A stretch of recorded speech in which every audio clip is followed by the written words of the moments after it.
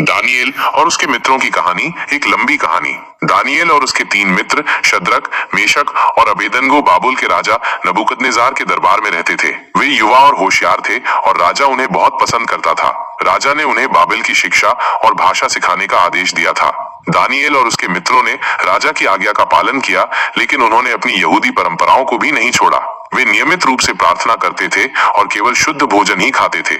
एक दिन राजा नबूकदनेस्जार ने एक विशाल सोने की मूर्ति बनवाई और सभी लोगों को उसे प्रणाम करने का आदेश दिया। जो कोई भी मूर्ति को प्रणाम नहीं करेगा, उसे आग में जला दिया जाएगा।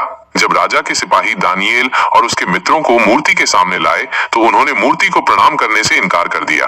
उन्होंने कहा कि वे केवल परमेश्वर को ही प्रणाम करेंगे। राजा बहुत क्रोधित हुआ और उसने दानियेल और उसके मित्रों को आग में डालने का आदेश दिया। दानियेल और उसके 3 मित्रों शद्रक, मेशक और अबेदनगो बाबुल के राजा नबूकदनेस्जार के दरबार में रहते थे। वे युवा और होशियार थे और राजा उन्हें बहुत पसंद करता था। राजा ने उन्हें बाबिल की शिक्षा और भाषा सिखाने का आदेश दिया था। दानियेल और उसके मित्रों ने राजा की आज्ञा का पालन किया, लेकिन उन्होंने अपनी यहूदी परंपराओं को भी नहीं छोड़ा। वे नियमित रूप से प्रार्थना करते थे और केवल शुद्ध भोजन ही खाते थे। एक दिन राजा नबूकदनेस्जार ने एक विशाल सोने की मूर्ति बनवाई और सभी लोगों को उसे प्रणाम करने का आदेश दिया। जो कोई भी मूर्ति का प्रणाम नहीं करेगा, उसे आग में जला दिया जाएगा। जब राजा के सिपाही दानियेल और उसके मित्रों को मूर्ति के सामने लाए, तो उन्होंने मूर्ति को प्रणाम करने से इनकार कर दिया। उन्होंने कहा कि वे केवल परमेश्वर की ही प्रणाम करेंगे। राजा बहुत क्रोधित हुआ और उसने दानियेल और उसके मित्रों को आग में डालने का आदेश दिया। आग इतनी तेज थी कि आग में डालने वाले सिपाही भी जल गए। लेकिन जब राजा ने आग में देखा, तो वो दंग रह गया। दानियेल और उसके मित्र आग में नहीं जल रहे थे, वे आग के बीच में चल रहे थे और उनके साथ एक चौथा व्यक्ति भी था। राजा आग के पास गया और दानियेल और उसके मित्रों को बाहर निकाला। वे बिल्कुल भी जल नहीं गए थे। राजा ने देखा कि परमेश्वर ने दानियेल और उसके मित्रों को बचाया है।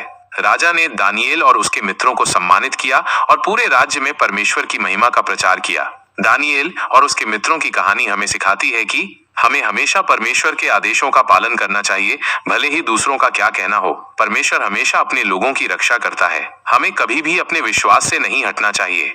ये कहानी हमें ये भी बताती है कि परमेश्वर कितना शक्तिशाली है। वो किसी भी परिस्थिति में हमें बचा सकता है। और बाइबल में उसके बारे में क्या कहा गया है? दानियेल कौन थे? दानियेल बाइबल में वर्णित एक व्यक्ति थे जिन्हें बाबुल देश ले जाया गया था।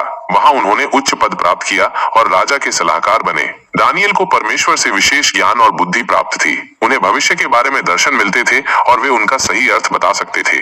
दानियेल का विश्वास परमेश्वर में अटूट था।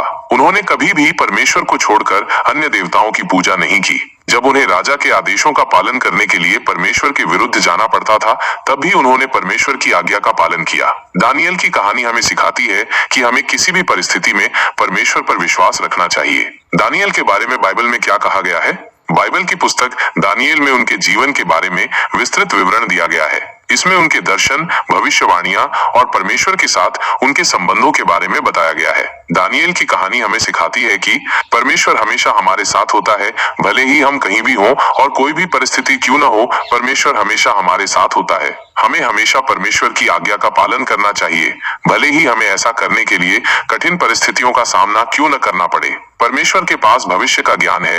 वो जानता है कि हमारे जीवन में क्या होने वाला है। हमें परमेश्वर पर भरोसा रखना चाहिए। भले ही हमारी परिस्थितियां कैसी भी हों, हमें हमेशा परमेश्वर पर भरोसा रखना चाहिए।